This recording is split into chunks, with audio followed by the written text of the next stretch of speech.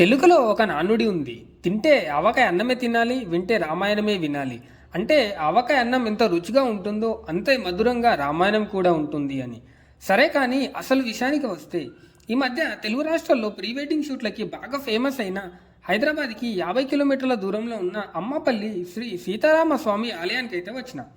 చుట్టూ చామంతి తోటలు, ఆకాశాన్ని అంటేలా పెరిగిన కొబ్బరి చెట్లు, అక్కడక్కడ కాయలు కాసిన మామిడి చెట్ల మధ్యలో ఉన్న కోనేరు చాలా అద్భుతంగా ఉంది. దాదాపు 20 అడుగుల లోతులో చుట్టూ మెట్లతో నిర్మించబడి నిత్యం నీటితో నింపబడి ఉంటుంది ఈ కోనేరు. కోనేటి పక్కనే ఉన్న రాములోరి ఆలయం ఒక మహా అద్భుతంగా చెప్పుకోవచ్చు. దీనిని 12వ శతాబ్దంలో చాణక్యులు ఉత్తర దక్షిణ భారతదేశ కళా నైపుణ్యాలను ప్రతిబింబించేలా సున్నపు రాయితో నిర్మించారు.